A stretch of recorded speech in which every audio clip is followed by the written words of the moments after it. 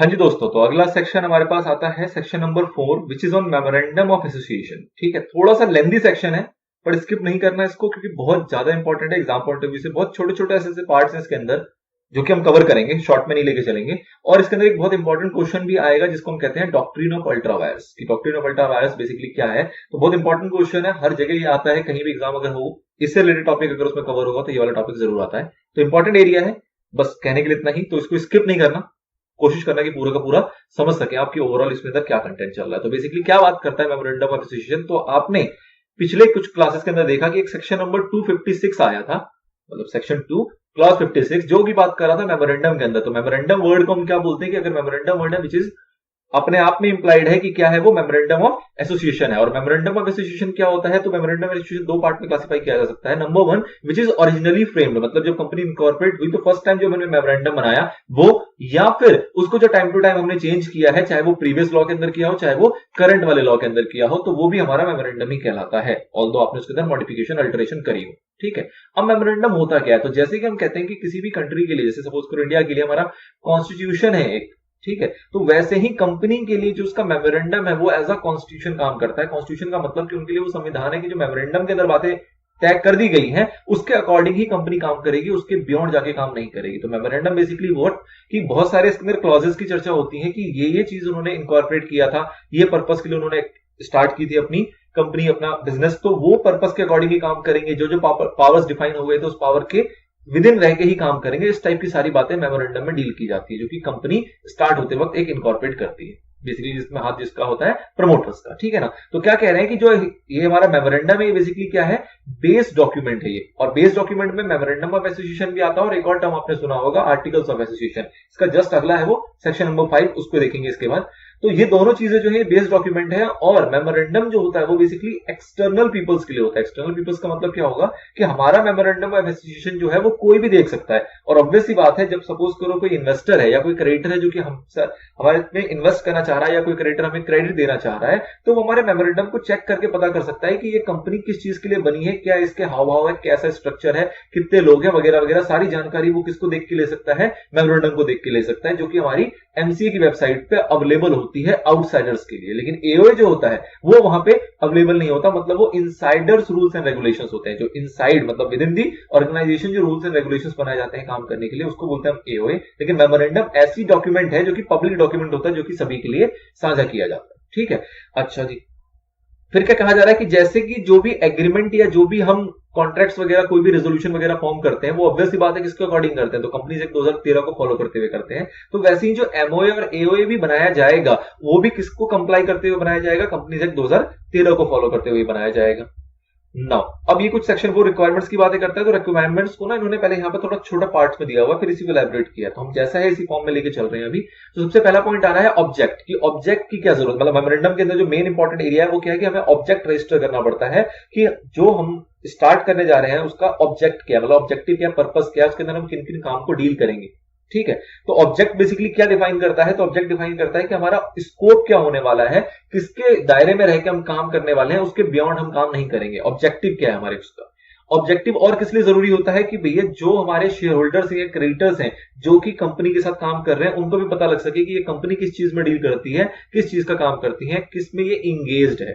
ठीक है, जो हमारा मेमोरेंडम ऑब्वियस बात है क्या है, हमारा पब्लिक डॉक्यूमेंट है जो कि डिफाइन होता है सेक्शन नंबर 399 के अंदर। सेक्शन 399 बताता है कि ये पब्लिक डॉक्यूमेंट है। अच्छा, अब आप सपोज करो क्रेडिटर हो और आप मेरी कंपनी से काम कर रहे हो, तो क्या मैं आपको अलग से अपनी मेमोरेंडम के बारे में जानकारी दूंगा? नहीं दूंगा। मैं ये मान के चलूंगा कि अगर आप आउटसाइडर हो, आप क्रेडिटर हो, इन्वेस्टर हो, तो आपको बकायदा पूरी नॉलेज होगी मेरे एमओए के बारे में। क्यों? क्योंकि ये पब्लिक डॉक्यूमेंट है। तो आप जब मुझसे काम करने आए हो हमारी कंपनी के साथ, तो आप उसको पहले चेक करके आए होगे। इनकेस कल को आपको कुछ ऐसी चीज पता लगती है जो कि आपको उसका एडवर्स इफेक्ट देगी, तो उसके लिए कंपनी रिस्पॉन्सिबल नहीं होती है, उसके लिए कंपनी रिस्पॉन्सिबल नहीं होती है। ये मानते हुए इसी को हम बोलेंगे डॉक्ट्रिन ऑफ कंस्ट्रक्टिव नोटिस। ये भी चर्चा आगे आएगी। Doctrine of constructive notice basically यही कहता है कि अगर एमओए के बारे में आपको अवेयरनेस नहीं थी, आपको नॉलेज नहीं थी, तो उससे अगर कोई भी डिफॉल्ट होता है, कोई भी दिक्कत अराइज होती है आपको, तो उसके लिए आप स्वयं रिस्पॉन्सिबल हो, क्योंकि कंपनी का जो एमओए होता है वो पब्लिक डॉक्यूमेंट होता है और हम ये मान के चलते हैं कि आपने वो चेक किया हुआ है, आपको उसके बारे में पूरी नॉलेज है। ठीक है, ओके। और बेसिकली एक चीज और बताई गई कि शेयर होल्डर वगैरह को भी, ये इन्वेस्टर वगैरह को भी पता लगता है कि वो जो इन्वेस्ट करने वाले हैं उन पैसों को कहां यूटिलाइज किया होगा, मतलब कहां का उनकी ऑब्जेक्टिव्स है, कहां का उसको लगाने वाले हैं, वो सारी चीजें वहां पे होती हैं। कंपनी जो होती है वो अपने एमओए में जो बातें लिखी हुई है उसके बियॉन्ड जाके या उसके अलग डिफरेंट डायरेक्शन में काम नहीं कर सकती। जो उसके एमओए में चर्चा होगी उसी के अकॉर्डिंग काम करेगी, वो उसके बियॉन्ड जाके काम नहीं कर सकती। और अगर वो बियॉन्ड जाके काम करती है तो उसी को हम बोलते हैं डॉक्ट्रिन ऑफ अल्ट्रा वायर्स। ठीक है, अल्ट्रा वायर्स मतलब बियॉन्ड दी कैपेसिटी, जो बियॉन्ड दी पावर्स, उसके पावर के बियॉन्ड जाके किसी एक्टिविटी को परफॉर्म करना, उसी को बोलते हैं अल्ट्रा वायर्स। और वैसे जो कॉन्ट्रैक्ट्स होंगे या वैसी जो भी एक्टिविटीज होंगी वो सारी की सारी क्या मानी जाती है, void, null and void basically. ठीक है, चलिए अब थोड़ी सी यहाँ क्लॉज की बात कर रहा है। क्लॉज को ना इसको और आगे अभी डिफाइन किया गया, नेम क्लॉज वगैरह को और डीप में, रजिस्टर्ड ऑफिस क्लॉज को और डीप में बताया गया है। फिलहाल इसकी हल्की सी चर्चा है। हल्की सी चर्चा में देखो क्या कह रहा है, सबसे पहले बात कर रहा है नेम क्लॉज की। तो नेम क्लॉज बेसिकली क्या बताता है कि किसी भी नाम के अंत में क्या होना चाहिए, लिमिटेड या फिर प्राइवेट लिमिटेड होना चाहिए। फिर आपने पीछे भी क्लास में देखा था क्या कि गवर्नमेंट कंपनी के पास ये जो है ये मैंडेटरी रिक्वायरमेंट नहीं है, वो चाहे तो इसको नहीं भी यूज करे। और सेम टू सेम मैंने आपको बताया था कि सेक्शन 8 कंपनी को भी ये परमिशन मिली हुई है कि वो इसको ना भी यूज करे तो चलेगा। अगली बात आती है रजिस्टर्ड ऑफिस क्लॉज। तो रजिस्टर्ड ऑफिस क्लॉज में बेसिकली आपको ये मेंशन करना होता है कि जो आपका रजिस्टर्ड ऑफिस होगा वो किस स्टेट में होगा, किस डोमिसाइल में होगा, कहां पे वो सिचुएटेड है, ताकि वो बेसिकली उसका एक प्रॉपर प्लेस माना जाएगा जहां से कि कोई भी कम्युनिकेशन की जाएगी, चाहे वो रजिस्ट्रार करेगा चाहे वो अदर पार्टीज करेगी। कोई भी कम्युनिकेशन करना है, कोई भी लेटर वगैरह सेंड करना है तो वो उसी एड्रेस पे किया जाएगा जो कि उसका परमानेंट एड्रेस होगा। अगला आता है ऑब्जेक्ट क्लॉज। ऑब्जेक्ट क्लॉज आपने ऊपर देख लिया कि ऑब्जेक्ट क्लॉज में बेसिकली क्या चर्चा होती है कि कंपनी के बेसिकली ऑब्जेक्ट क्या है, जिसके लिए वो इनकॉर्पोरेट की गई, क्या उद्देश्य है, कंपनी क्यों बनाई जा रही है, क्या काम वो करने वाले हैं, तो वो सारी चर्चाएं किसके अंदर लिखी होती है, ऑब्जेक्ट क्लॉज में। ऊपर जो नेम क्लॉज की बात आई उसके अंदर एक चीज और क्लैरिफिकेशन है नीचे कि जो आईएफएससी कंपनी होती है जिसके बारे में हम बार बार देख रहे हैं, उस आईएफएससी कंपनी को लिमिटेड प्राइवेट लिमिटेड नहीं लगाना होता, उसको आईएफएससी लगाना होता है। अपने नाम के अंत में आईएफएससी वर्ड यूज करेंगे ताकि उसको पहचाना जा सके कि ये कंपनी जो है ये कौन सी है, आईएफएससी कंपनी है। नंबर 1। नंबर 2, जो ऑब्जेक्ट क्लॉज के लिए आया तो ऑब्जेक्ट क्लॉज के अंदर साथ में कंडीशन आता है क्या आईएफएससी कंपनी के लिए कि भैया उनको जो उनके जो ऑब्जेक्ट होंगे वो वही ऑब्जेक्ट हो सकते हैं जिसकी उन्हें परमिशन मिल रखी है एज पर SEZ एक्ट 2005। मतलब जहां वो ऑपरेट कर रहे हैं तो उससे उनको परमिशन लेनी होती है और वो जो उनकी एक्टिविटीज होगी, जो उनका ऑब्जेक्टिव होगा वो उस परमिशन के अकॉर्डिंग ही होना चाहिए। और इन केस उसमें और भी एक्ट अगर एप्लीकेबल होते हैं, सपोज आरबीआई एक्ट या IRDA एक्ट या फिर सेबी एक्ट, तो उनकी परमिशन होना भी जरूरी है ऑब्जेक्ट क्लॉज के अंदर। ठीक है, परमिशन लेटर मतलब उनके पास होना चाहिए। चलिए जी आगे आता है और क्लॉज की चर्चा। ये एमओए के बेसिकली क्या है, क्लॉजेज है जो एमओए के अंदर कंटेंट होने चाहिए उनके बारे में बात कर रहा है। आपके सवाल इसमें आ जाते हैं कि नेम क्लॉज किस चीज को डील करता है, तो आपको उसको एलैबोरेट करके बताना पड़ेगा। लायबिलिटी क्लॉज किस बारे में बात करता है तो आपको उसको एलैबोरेट करके बताना पड़ेगा। तो कुछ एक क्लॉज है जो कि अपने आप में इंपॉर्टेंट है और एक मेन सवाल है वो है आपका डॉक्ट्रिन ऑफ अल्ट्रा वायर्स का, जो कि है ही सफिशिएंट। चलिए जी, तो लायबिलिटी क्लॉज बेसिकली क्या कहता है कि भैया जो हमारे मेंबर्स हैं उनकी लायबिलिटी लिमिटेड है, अनलिमिटेड है, इसके बारे में कौन बताता है, लायबिलिटी क्लॉज। तो आपने देखा था कि लायबिलिटी कैसे कैसे हो सकती है, लिमिटेड बाय शेयर्स था, लिमिटेड बाय गारंटी था, अनलिमिटेड था। तो वो कैसा है स्ट्रक्चर वो बताता है हमारा लायबिलिटी क्लॉज। तो लायबिलिटी क्लॉज में क्या है कि पहला लिमिटेड बाय शेयर्स हो सकता है। लिमिटेड बाय शेयर्स क्या होता है, ये चीज आपको पहले से पता है कि लिमिटेड बाय शेयर्स का मतलब क्या है, ये हमारी चर्चा पीछे हो चुकी है डेफिनेशंस वाले एरिया में कि जो भी अमाउंट अनपेड होता है उसके लिए वो लायबल होता है। This is limited by shares. Limited by guarantee क्या होता है कि जिसकी उसने अंडरटेकिंग ले रखी है कि वो इतना कंट्रीब्यूट करेगा कंपनी के एसेट्स में ताकि वो पे ऑफ कर सके क्या, कंपनी की डेट्स या लाइबिलिटीज, या फिर जब कंपनी बंद होगी तो उसके एक्सपेंसेस वगैरह पे कर सके, वाइंडिंग ऑफ एक्सपेंसेस वगैरह पे कर सके। वो सारी चीजों को कितना वो कंट्रीब्यूट करेगा उसकी अंडरटेकिंग वो पहले ले लेता है, तो उसे कहते हैं लिमिटेड बाय गारंटी की। उसने गारंटी दे रखी है कि इतना वो लायबल है इस अमाउंट के लिए। ठीक है, अब अगर शेयर कैपिटल की बात करें, जिस कंपनी में शेयर कैपिटल है, तो जिस कंपनी में शेयर कैपिटल है उसके अंदर ये पता होगा कि कितना अमाउंट का शेयर कैपिटल है और उस जितना भी अमाउंट होगा उसको डिवाइड किया जाता है। ये आपने अपने अकाउंट्स में देखा हुआ है कि जो भी कंपनी होते हैं सपोज 1000 शेयर ऑफ ₹10 ईच, तो इस तरीके से उसका बाइफर्केशन होना जरूरी है कि कितने अमाउंट का एक शेयर है और कितने नंबर ऑफ शेयर्स है।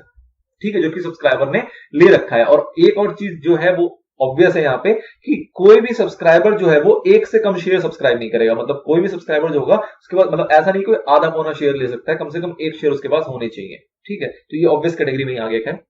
ओके, देन कितने नंबर ऑफ शेयर्स हैं, किस किस लोगों ने सब्सक्राइब कर रखे हैं, क्या क्या उसकी वैल्यूज है, इसका भी एक स्ट्रक्चर आपके मेमोरेंडम के अंदर होना चाहिए। सपोज करो कि वहां पे 5 हमारे मेंबर्स हैं तो 5 मेंबर्स के नाम लिखे जाएंगे, पांचों ने कितने शेयर सब्सक्राइब कर रखे हैं वो लिखे जाएंगे। तो इसका एक ब्यौरा होना जरूरी है कहां पे, आपके मेमोरेंडम के अंदर। अगर ओपीसी की बात करें तो ओपीसी के बारे में आप ओपीसी वाले कंपनी के अंदर आपको नॉमिनी की जानकारी भी देना मतलब जरूरी हो जाता है।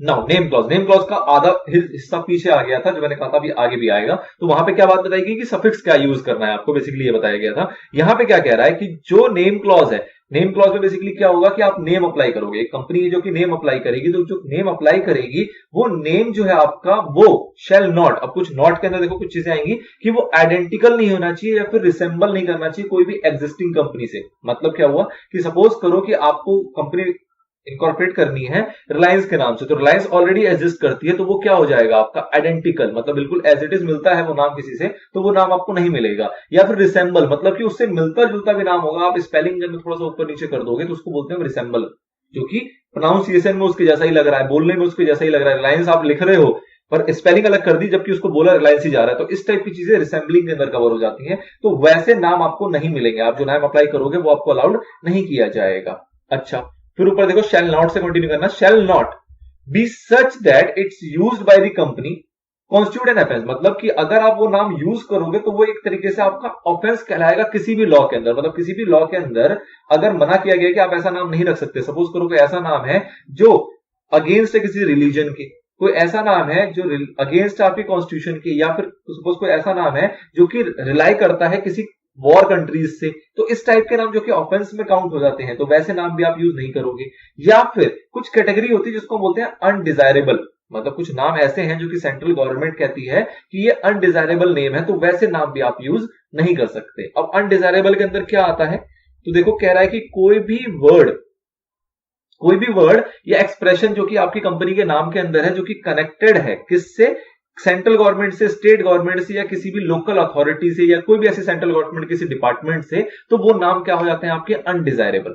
ठीक है, तो ऐसे जो नाम है अनडिजायरेबल उसको आप यूज नहीं कर सकते। यूज कर सकते हो कब, जब आपको उसके लिए क्या मिल रखी हो, परमिशन मिल रखी हो, मतलब आपने उसका अप्रूवल लिया पहले कि जी मैं ऐसा नाम यूज करने जा रहा हूं और आपके पास उसका अप्रूवल लेटर है, तो ही जाके आप उसको नाम के लिए अप्लाई कर सकते हो कि जी ये नाम का मैंने अप्रूवल लिया हुआ है इस डिपार्टमेंट से जिससे भी वो रिसेंबल करता था या जिससे भी उसकी अप्रूवल की रिक्वायरमेंट थी, तो उस केस में आप यूज कर पाओगे। ठीक है, आगे कहता है कि कुछ ऐसे वर्ड्स होते हैं जो कि आप यूज नहीं कर सकते बिना अप्रूवल के। वो क्या वर्ड्स हैं, उस वर्ड्स की बात कर रहा है, तो उस वर्ड्स में देखो क्या क्या चीजें आ जाती हैं, आपका बोर्ड हो गया, commission, authority, undertaking, national, union, central, federal, Republic, president, etc. तो पूरी इसकी लिस्ट है, ये कुछ एग्जांपल के तौर पे बताया गया कि ये कुछ ऐसे वर्ड्स हैं जो कि बात बेसिकली क्या है कि ऐसे नाम से अगर आप कंपनी इनकॉर्पोरेट कर लोगे तो वो इंडिकेट करेगा कि कहीं ना कहीं गवर्नमेंट जैसी कंपनीज है, तो वो एक गलत फेथ लेती है पब्लिक का, तो इसलिए गवर्नमेंट कहती है कि आप ऐसा नाम यूज करते हुए अपनी कंपनी इनकॉर्पोरेट ना करो जो कि गलत डायरेक्शन में पब्लिक को लेके जाए। ठीक है, करो जब आपने अप्रूवल ले रखी हो, तो फिर कंपनी को भी, मतलब बेसिकली गवर्नमेंट को भी पता हो कि आप किस तरीके का काम करने जा रहे हो, और तभी आपको अप्रूवल दिया जाएगा। अच्छा, ये तो बात वो हुई जिसके लिए आपको अप्रूवल किसकी लेनी पड़ेगी, सेंट्रल गवर्नमेंट की। लेकिन अब ये कुछ चीजें ऐसी आती हैं जो रिलेट करती हैं इंश्योरेंस को, बैंक को, तो जिससे रिलेटेड होगा, सपोज करो इंश्योरेंस होगा तो आपको किसकी अप्रूवल लेनी पड़ेगी, आईआरडीए की। बैंक से रिलेटेड कोई वर्ड होगा तो किसकी अप्रूवल लेनी पड़ेगी, आरबीआई की। कोई स्टॉक एक्सचेंज से रिलेटेड होगा तो किसकी लेनी पड़ेगी, सेबी की लेनी पड़ेगी। तो इस टाइप से अगर कोई भी रेगुलेटरी डिपार्टमेंट है उसका, तो आपको उससे अप्रूवल लेनी पड़ेगी अगर उसके अंदर कोई भी ऐसा वर्ड यूज हो रहा है। वर्ड का एग्जांपल दिया गया जैसे कि इंश्योरेंस, बैंक, आपको बैंक स्टार्ट करो तो ऑब्वियसली बात आपको अप्रूवल किससे लेना पड़ेगा, आरबीआई से लेना पड़ेगा। Stock exchange, venture capital, asset management, nidhi, mutual fund, इस टाइप की कोई भी चीजें अगर आप स्टार्ट करने जा रहे हो तो उसके लिए आपको जो भी उसका रेगुलेटरी बॉडी है उससे अप्रूवल लेने की आवश्यकता है। तो कहने का मतलब क्या हुआ कि एक सिंपल कंपनी स्टार्ट करने के लिए आपको अप्रूवल नहीं चाहिए, बस क्या देखना है कि वो जो आपका कंपनी का नाम है वो आइडेंटिकल या रिसेंबल नहीं होना चाहिए किसी भी एग्जिस्टिंग कंपनी से जो कि उस लॉ में या फिर प्रीवियस किसी भी कंपनी लॉ के अंदर बनाई गई हो, नंबर 1। नंबर 2, अगर कोई भी ऐसा स्पेसिफिक वर्ड यूज कर रहे हो तो उसके आपको सेंट्रल गवर्नमेंट की अप्रूवल लेनी पड़ सकती है या फिर किसी रेगुलेटरी बॉडी की अप्रूवल लेनी पड़ सकती है जो भी उसको डील करती है जिससे भी वो रिलेटेड है। ठीक है, चलिए फिर बात आती है reservation of name. Reservation of name basically क्या है कि आप अप्लाई करोगे रिजर्वेशन के लिए, तो रिजर्वेशन का एक प्रोसीजर है जो इन्होंने नीचे हिंट में बताया हुआ है। क्या बताया है कि आपको एक वेब सर्विस है, वेब सर्विस बेसिकली क्या है कि एमसीए के पोर्टल पे जाओगे, वहां पे एक रन नाम का एक फॉर्म आएगा आपके पास जिसको बोलते हैं reserve unique name, reserve unique name. उस फॉर्म को आप फिल करोगे, जो भी उसकी फीस होगी वो पे करोगे और आपका वो सबमिट हो जाएगा। सबमिट होने के बाद वो किसके पास जाएगा, आपके पास जो भी उसका कंट्रोलिंग ऑफिसर होगा, रजिस्ट्रार होगा। वो चाहे तो आपके नाम को अप्रूव भी कर सकता है, चाहे तो रिजेक्ट भी कर सकता है, डिपेंडिंग कि आपका नाम कैसा था। अगर उसमें नाम में कुछ कमी थी या किसी अप्रूवल की जरूरत थी तो वो रिजेक्ट करेगा। रिजेक्ट अगर वो अप्रूव कर दिया फिर तो बात ही खत्म हो गई। अगर उसने रिजेक्ट कर दिया तो रिजेक्ट करने के बाद आपको 15 दिन की मोहलत दी जाएगी रीसबमिशन के लिए। मतलब एक बार फीस पे करने के बाद आपको एक रीसबमिशन भी मिलता है रीसबमिशन का मतलब क्या हुआ कि आपसे दोबारा फीस नहीं ली जाएगी, आपको उस नाम के अंदर की कमियां बताई जाएगी, उस कमियों को चेंज करते हुए आप दोबारा अप्लाई कर सकते हो। और दोबारा अप्लाई करने के बाद अगर वो सही होगा तो वो अप्रूव किया जा सकता है, या फिर वो दोबारा भी रिजेक्ट किया जा सकता है। अगर वो दोबारा रिजेक्ट हो गया तो आपको फिर फ्रेश अप्लाई करना पड़ेगा, फिर रीसबमिशन नहीं होगा। मतलब कि फिर फ्रेश अप्लाई करोगे तो वहां पे दोबारा से फीस की पेमेंट जाएगी आपकी। ठीक है, तो ये बेसिकली नेम एप्लीकेशन का आपका प्रोसीजर होता है जो कि रन फॉर्म के थ्रू किया जाता है। अच्छा जी, जो नेम एप्लीकेशन है ये कौन लोग करेंगे? तो दो कैटेगरी है, या तो आप कंपनी नई नई स्टार्ट कर रहे हो तो आप नए नाम के लिए आप अप्लाई करोगे, या आपकी कंपनी अगर ऑलरेडी एग्जिस्ट करती है और उसका आपको नाम चेंज करना है, तो नाम चेंज करने से पहले जो भी नाम आप बनाना चाहते हो उस नाम को चेक करोगे कि भैया वो नाम मिल भी सकता है नहीं मिल सकता, उसको अप्लाई करना पड़ेगा। मतलब एग्जिस्टिंग कंपनी भी नाम चेंज करने के लिए अप्लाई कर सकती है, और अगर किसी को नई कंपनी स्टार्ट करनी है तो ऑब्वियसली उसको तो नाम चाहिए चाहिए। अच्छा जी, आपका एक बार सपोज करो आपने अप्लाई किया और आपको नाम अप्रूव हो गया, मतलब रिजर्व हो गया आपका नाम, तो रिजर्व कितने दिन तक रहेगा? सपोज करो कि मैंने कंपनी स्टार्ट करनी थी, मैंने रन फॉर्म भरा, नाम अप्लाई किया, नाम अप्रूव होके आ गया, अब मैं कंपनी खोल नहीं रहा, मतलब बाकी के जो फर्दर प्रोसीजर्स करने होते हैं नाम अप्लाई होने के बाद, और भी बहुत सारे प्रोसीजर्स होंगे जो करने पड़ेंगे, जो कि हम सेक्शन 7 में पढ़ेंगे इनकॉर्पोरेशन वाले में। तो वो सारे प्रोसीजर्स जो करने थे वो मैं नहीं कर रहा हूं अब, तो क्या वो नाम मेरे लिए पड़ा रहेगा जीवन भर? नहीं जी, उसकी भी कुछ लिमिट है। क्या लिमिट है कि एक बार अगर आपको नाम अपलोड हो गया तो अगर आपकी फ्रेश कंपनी स्टार्ट होनी है तो उस केस में आपको 20 दिन की मोहलत दी जाती है। 20 डेज के अंदर आपको वो अपनी कंपनी का सारे प्रोसीजर फुलफिल कर लेने हैं, अदरवाइज वो नाम जो है आपका वो एक्सपायर हो जाएगा, मतलब जो आपने रिजर्व कराया था वो आपका वेस्ट हो गया। और अगर बात करें कि अगर आपको नाम चेंज करना था, एग्जिस्टिंग कंपनी से किसी और नाम में जाना था, उस पर्पस के लिए आपने नाम अप्लाई किया था, तो वो मोहलत आपको मिलती है 60 दिनों की, 60 डेज की, कि 60 डेज तक वो आपका नाम रिजर्व रहेगा, उसके बाद वो एक्सपायर माना जाएगा। ठीक है, तो ये हो गया रिजर्वेशन कितने टाइम तक आपका पेंडिंग रहेगा। अगला टर्म आता है कैंसिलेशन का। कैंसिलिंग का मतलब क्या हुआ कि सपोज करो आपने नाम अप्लाई कर दिया और नाम जो अप्लाई किया उसके अंदर कोई भी गलत इंफॉर्मेशन दे दी, गलत अप्रूवल दे दिया, कोई भी अदर गलत चीजें चली गई जिससे कि वो नाम आपका अप्लाई तो हो गया, अब उसको क्या करना पड़ेगा? कैंसिल करना पड़ेगा। कैंसिल करने से पहले दो सिचुएशन आएगी। दो सिचुएशन क्या कि नाम अप्लाई हो गया था लेकिन अभी तक आपकी कंपनी इनकॉर्पोरेट नहीं हुई, अभी तक कोई कंपनी आपकी इनकॉर्पोरेट नहीं हुई, सिर्फ नाम ही आपको मिला था, आपने अभी तक कंपनी इनकॉर्पोरेशन का प्रोसेस नहीं किया था, मतलब वही 20 दिन की मोहलत से भी पीछे वाली बात चल रही है। तो उस केस में क्या होगा? उस केस में जो भी आपको नाम मिला था वो कैंसिल कर दिया जाएगा, प्लस आपके ऊपर क्या लगाई जाएगी? पेनल्टी लगाई जाएगी कि भैया आपने गलत दस्तावेज दिए, गलत इंफॉर्मेशन दी जिसके तहत आपने नाम दे दिया था, तो पेनल्टी लगाई जाएगी, जो कि पेनल्टी कितनी लग सकती है? Maximum 1 lakh rupees. मिनिमम की कोई लिमिट नहीं है, मैक्सिमम कितनी जा सकती है? वो 1 लाख रुपए तक जा सकती है। सपोज करो आपका कंपनी इनकॉर्पोरेट हो गया था, अब कंपनी इनकॉर्पोरेट हो गया था तो उस केस में क्या होगा? कंपनी को अपॉर्चुनिटी दी जाएगी कि भैया सुनो हमारी बात, ऐसा ऐसा हो गया है, अब तुम क्या करो, जो तुम्हें नाम गलती से अलॉट हो गया, जो भी दिक्कत हो गई उसके अंदर, उसको तुम चेंज कर लो। 3 महीने के अंदर जो तुम्हें गलत नाम एक अलॉट हो गया था, जो कि नहीं होना चाहिए था एज पर रूल, उसको आप क्या कर लो? चेंज कर लो। उसके लिए आपको 3 महीने का टाइम देते हैं। अगर आप मान जाते हो तो अच्छी बात है, नहीं मानते तो उस कंपनी को स्ट्राइक ऑफ भी कर सकती है या फिर वाइंडिंग अप भी करवा सकता है रजिस्ट्रार आपका, वो सारे पावर्स उसके पास हैं। ठीक है, ये सब तभी करेगा जबकि कुछ ना कुछ आपने गलत या रॉन्ग इंफॉर्मेशन प्रोवाइड की थी जब आपने नाम लिया था तब। ठीक है, तो दो चीजें आ गई कि अगर इनकॉर्पोरेट हो गया है तो क्या प्रोसीजर है और इनकॉर्पोरेट नहीं हुआ है तो क्या प्रोसीजर है। साथ में सर्कुलर के अंदर क्या बता रहा है कि भैया जो बंदा ये नाम अलॉट कर रहा है, मतलब जो डिपार्टमेंट का बंदा है, रजिस्ट्रार जो है, उसको पूरी नॉलेज होनी चाहिए कि भैया किस टाइप के नाम अलॉट करने हैं, कौन से नाम आप अलॉट नहीं कर सकते, कौन से के अंदर क्या प्रॉब्लम आती है। तो इसके लिए एक आपका एक्ट होता है, emblems and names prevention of improper use act 1950। मतलब कि किसी के भी नाम जो पहले से रजिस्टर्ड है या किसी का ट्रेडमार्क ऑलरेडी है, किसी ने उसका कॉपीराइट करवा रखा है, तो उस टाइप के नाम आप किसी और को अलॉट नहीं करोगे। तो इसके बारे में पूरी फैमिलियर होना चाहिए, पूरी तरीके से नॉलेज होनी चाहिए किसके पास? उस कंसर्न पर्सन के पास जो कि उस काम के लिए रिस्पॉन्सिबल है, जो कि वो नाम को अलॉट कर रहा है। ठीक है, चलिए देन अगला आता है आपका domicile clause. Domicile clause basically state के बारे में बात करता है। ये पीछे भी आया था कि रजिस्टर्ड ऑफिस क्लॉज है कि जहां पे आपका रजिस्टर्ड ऑफिस होगा उसको परमानेंट एड्रेस कहते हैं, तो वो कौन सी स्टेट में होगा उसकी आपको जानकारी देनी होती है डोमिसाइल क्लॉज के अंदर। ऑब्जेक्ट क्लॉज आता है। ऑब्जेक्ट क्लॉज का मतलब वही होता है कि किस पर्पस के लिए आप कंपनी इनकॉर्पोरेट कर रहे हो। कई बार रिपीट हो गया इतने ही कंटेंट के अंदर। नाउ जो आपका मेन पॉइंट आता है वो ऑब्जेक्ट क्लॉज के अंदर ही कवर होता है, विच इज क्या? Doctrine of ultra vires. Doctrine of ultra vires क्या है? तो इसको शुरू करने से पहले दो टर्म को समझो। एक होता है अल्ट्रा वायर्स, एक होता है इंट्रा वायर्स। अल्ट्रा वायर्स का मतलब क्या होता है? जो कि एमओए के बियॉन्ड चला गया, जो एमओए के अंदर कंटेंट था, जो पावर्स थी, उसकी जो ऑब्जेक्ट्स थे उसके बियॉन्ड चला गया। और इंट्रा वायर्स क्या होता है? जो कि डायरेक्टर्स के पावर के बियॉन्ड गया है लेकिन एमओए के विद इन है। डायरेक्टर्स के बियॉन्ड गया है लेकिन एमओए के विद इन है। तो अगर कोई भी एक्ट ऐसा है जो कि एमओए के पावर्स के बियॉन्ड चला गया तो वो रेटिफाई नहीं हो सकता। रेटिफाई का मतलब कि उसको तोड़ मरोड़ के ठीक कर लेना। शेयर होल्डर सारे मान जाए कि चलो जी कोई बात नहीं, हो गया तो हो गया, कोई बात नहीं चलने दो, ठीक है कोई दिक्कत नहीं। तो वो रेटिफिकेशन आप किसको कर सकते हो, इंट्रावायर्स को कर सकते हो। इंट्रावायर्स मतलब डायरेक्टर ने कोई ऐसी एक्टिविटी परफॉर्म कर दी जो कि बियॉन्ड उसके पावर थी, तो शेयर होल्डर अगर चाहेंगे तो वो एग्री करके उसको रेटिफाई कर सकते हैं कि चलो ये एक्टिविटी हो गई, ऑल्दो हमें से कोई नुकसान नहीं है, ज्यादा कोई फर्क नहीं पड़ रहा, तो चलो हो जाना, तो कोई दिक्कत नहीं है। तो which is intra vires. But ultra vires क्या होगा, जो कि मेमोरेंडम के बियॉन्ड चला गया, जिसको कि शेयर होल्डर भी रेटिफाई नहीं कर सकते।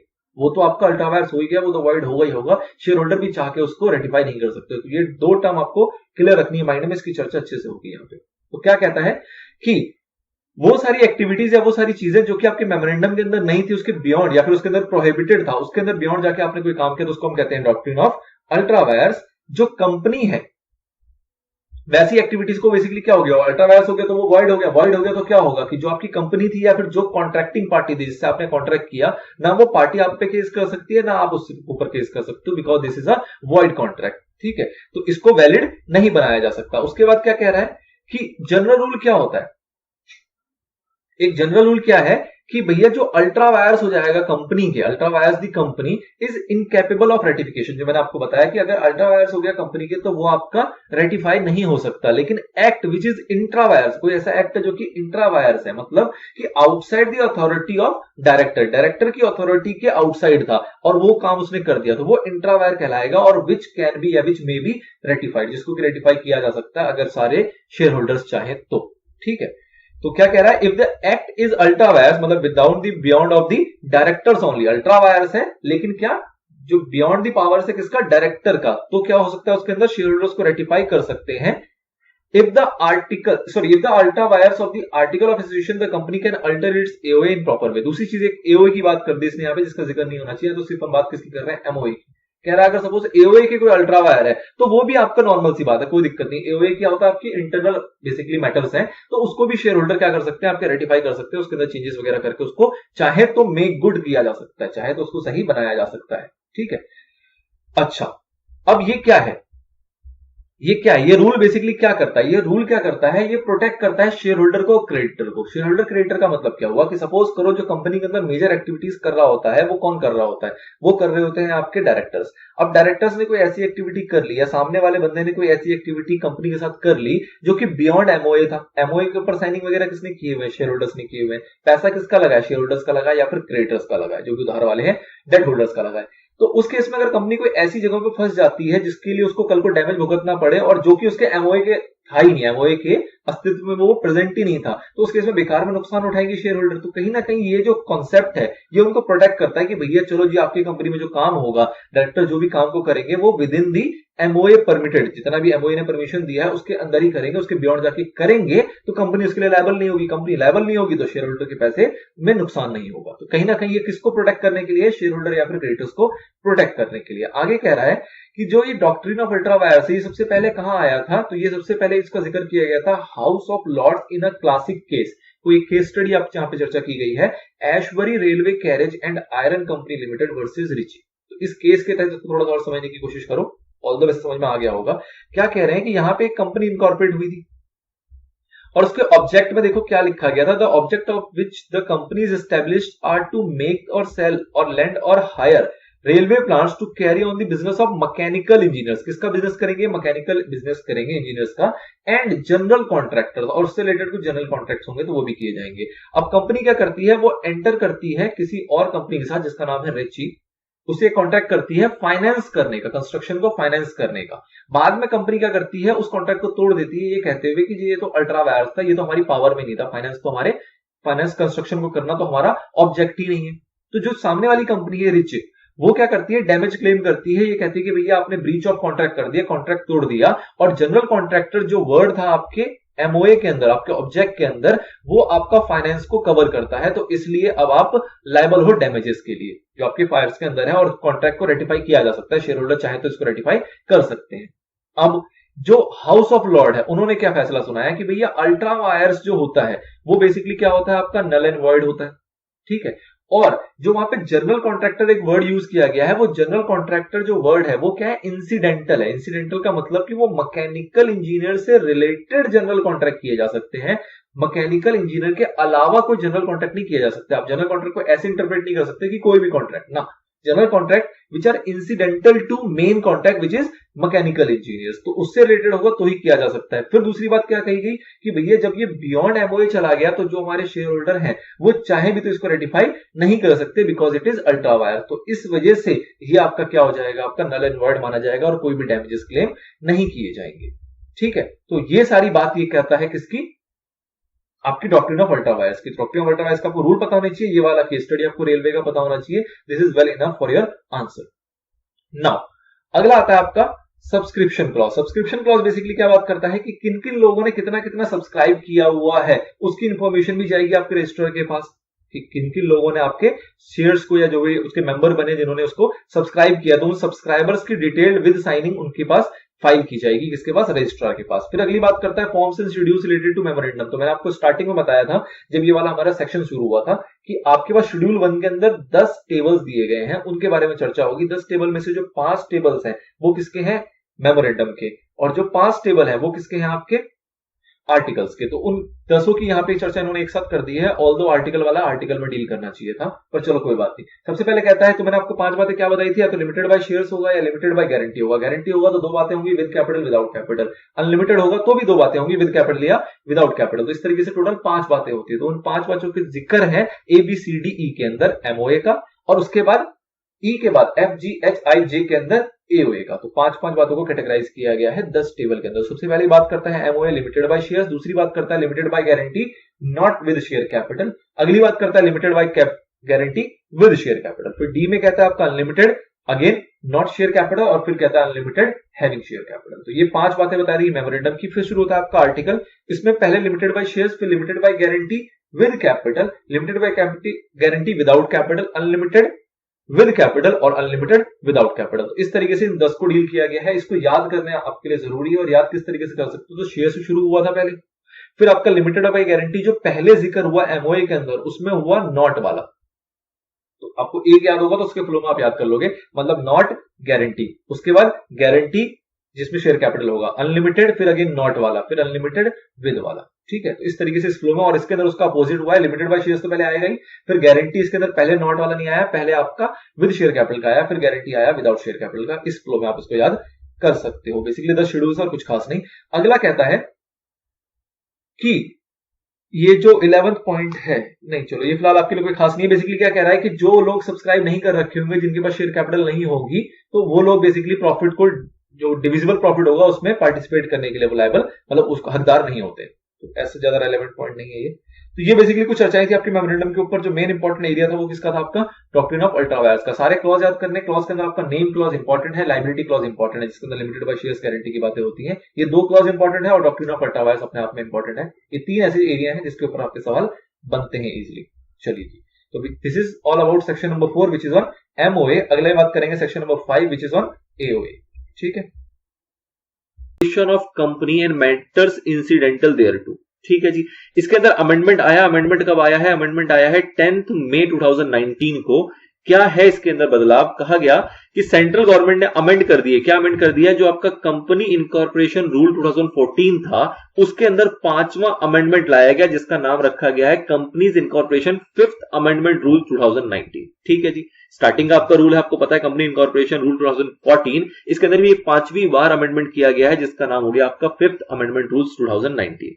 क्या अमेंडमेंट है वो ध्यान देना है आपको। तो इस कंपनी इनकॉर्पोरेशन रूल 2014 के अंदर आपने एक रूल पढ़ा है, रूल नंबर 8। अभी आपको याद दिलाऊंगा ये क्या था।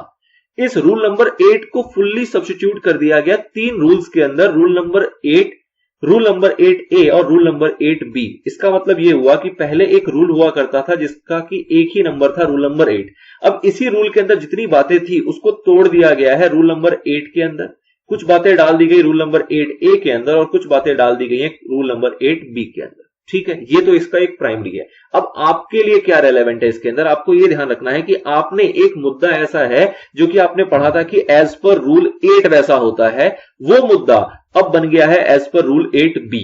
बस इतनी सी बात आपको ध्यान रखनी है। अब आपने ऐसा क्या पढ़ा था, आपने पढ़ा था एक टॉपिक अनडिजायरेबल नेम्स का, अनडिजायरेबल नेम्स का टॉपिक था आपके नेम क्लॉज के अंदर। अब मैं पहले आपको वहां लेके चलता हूं और फिर इसके ऊपर आपको थोड़ा सा अच्छे समझ में आएगा। अगर आपको ध्यान हो, चैप्टर 2 आपको मैंने कराया था वीडियो के माध्यम से और उसके अंदर हमने इस वाले एरिया को कवर किया था, जिस टॉपिक का नाम था आपका अनडिजायरेबल नेम। ये अनडिजायरेबल नेम जो है वो आपका पाया जाता है नेम क्लॉज के अंदर।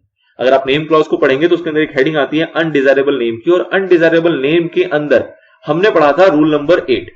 रूल नंबर 8 बेसिकली क्या बताता था, देखो ये रूल नंबर 8 था जिसके अंदर हमने देखा था कि as per rule number 8 of company incorporation rule 2014 the following words, कुछ वर्ड के बारे में कहा गया था कि इन वर्ड्स को अगर आपको यूज करना है अपने कंपनी के नेम के अंदर तो उसके लिए आपको पहले एक अप्रूवल लेनी होगी सेंट्रल गवर्नमेंट से, उसके बाद ही आप उन वर्ड्स को यूज कर सकते हैं। होपफुली आपको याद आ गया होगा। The following words and combination thereof shall not be used, इसको यूज नहीं कर सकते in the name of the company unless कि आपने क्या ले रखा हो, previous approval of central government has been obtained for the use of any such word or expression। कैसे कैसे वर्ड थे, जैसे आपको कंपनी नाम में बोर्ड यूज करना है, commission, authority, undertaking, national, union, central, federal, Republic, president etcetera. इस टाइप की एक लिस्ट है जिसके अंदर चुनिंदे काफी सारे वर्ड बताए गए हैं, जिसको कुछ आपको यहाँ पे एग्जांपल के तौर पे बता दिया गया। इस टाइप के वर्ड अगर आप अपने कंपनी के नेम के अंदर यूज करना चाहते हो तो आपको उसके लिए एक पहले अप्रूवल लेनी पड़ेगी सेंट्रल गवर्नमेंट से। ये बात कही जाती थी रूल नंबर 8 के अंदर। ठीक है, बातों के अंदर कोई बदलाव नहीं है, बात तो अभी भी यही कही जा रही है। बस ये कहा गया कि जब आप इसको कोट करोगे तो आप ये नहीं बोलोगे कि एज पर रूल 8, अब आप बोलोगे इसको एज पर रूल 8B। ठीक है जी, बस एक छोटा सा माइनर अमेंडमेंट है कि कंटेंट सेम है, जो बात कही जा रही थी रूल के अंदर वो सेम है, बस रूल का नाम बदल गया।